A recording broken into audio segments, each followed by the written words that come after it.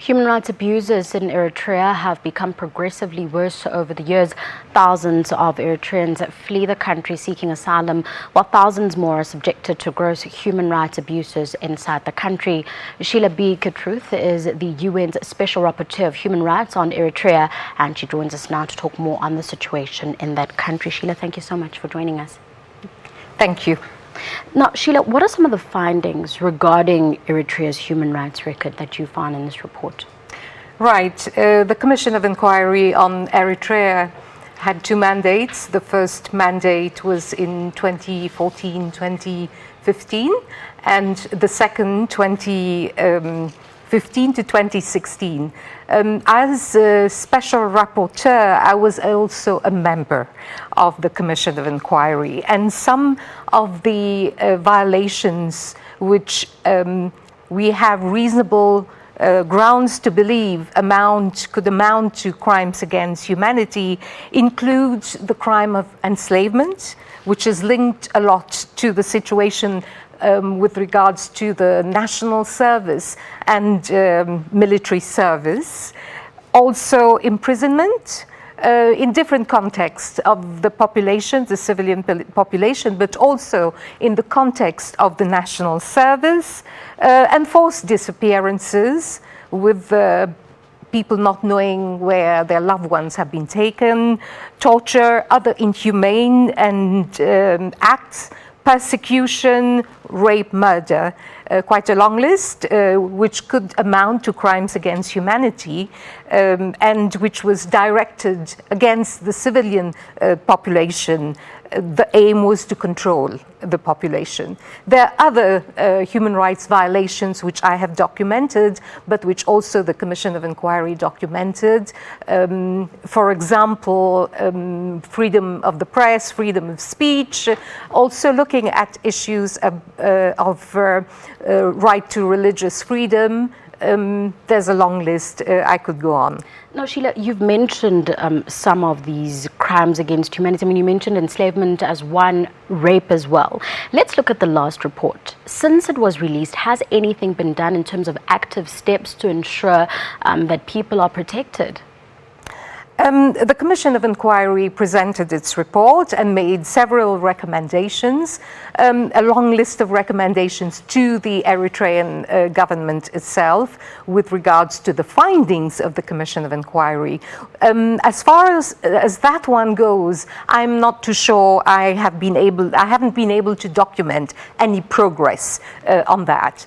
When my mandate as Special Rapporteur was renewed last year in June, I was given the responsibility to look into the situation, to take forward the recommendations of the Commission of Inquiry.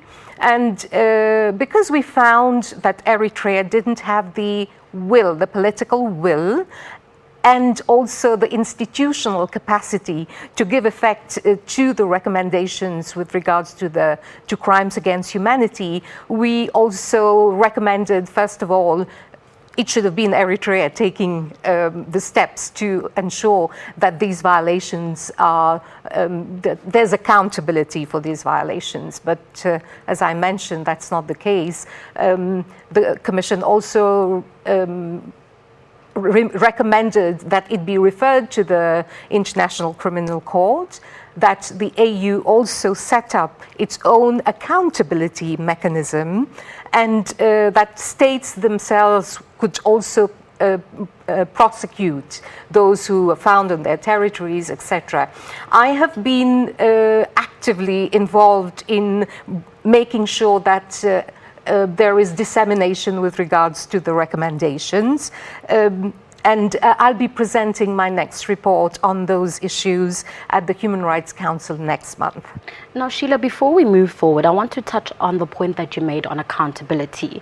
Saying that Eritrea actually has no political will. There's always debate around commissions of inquiry. Some naysayers saying that they're not effective. It's essentially talk shops. You have a report, but nothing happens afterwards.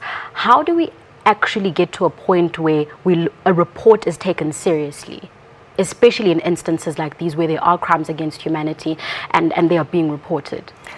I really believe this is a long-term process, talking about making sure that there's a record of the human rights issues, which could amount to crimes against humanity, on the table is already a big step. And when we look at accountability, one needs to understand also that this is a long-term project with baby steps along the way. We've made the first step of documenting, having it here. We need to move forward. Now, in terms of documentation, I mean, it's difficult to do things, without the media and without press freedom.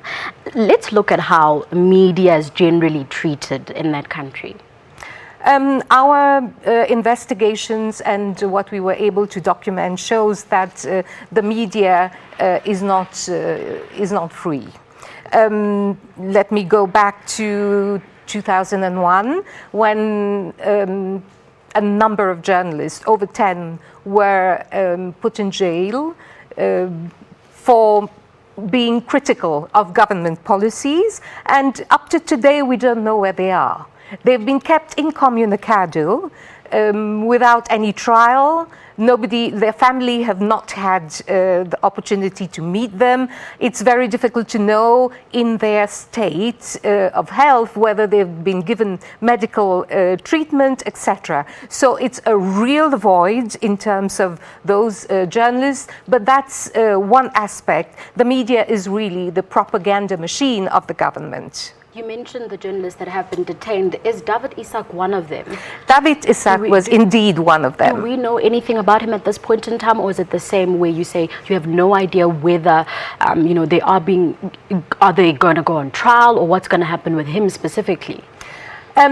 It's a sad case where 15 years later, UNESCO has given him a prize. Just in March this year, but we still have no information with regards to, first of all, his state of health, secondly, where he is held, and thirdly, what is going to be the next steps. In any case, without any trial, not only David Isaac and the other journalists, but those who have been taken in jail around that time, and many others in the jails of Eritrea, haven't seen a court, haven't had trial. So those who have been in such a situation should be, in fact, freed unconditionally, immediately. I just want to go back to the role of the government now. Has the government in any way tried to somehow influence or clamp down investigations and these reports that you work on and release around these situations? The government of Eritrea, in any case, has never cooperated with either my own mandate as Special Rapporteur or the mandate of the Commission of Inquiry.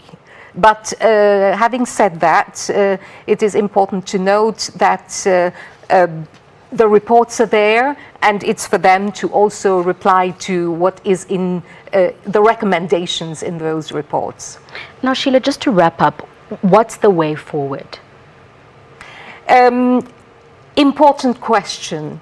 I think we're all, in a way, looking for better days in Eritrea, in the sense that in a situation where rights would be respected. So, as far as I'm concerned, keeping human rights in Eritrea a central part of any conversation with the government, by those who are engaging with the government, but generally also by the public, centrality of human rights, and making sure that it remains there, and do not change the situation, the contact, unless and until we see proper real change in progress, in terms of progress in Eritrea with regards to human rights. Sheila, we'll have to leave it there. Thank you so much for your time. You're doing some great work in Eritrea. Thank you.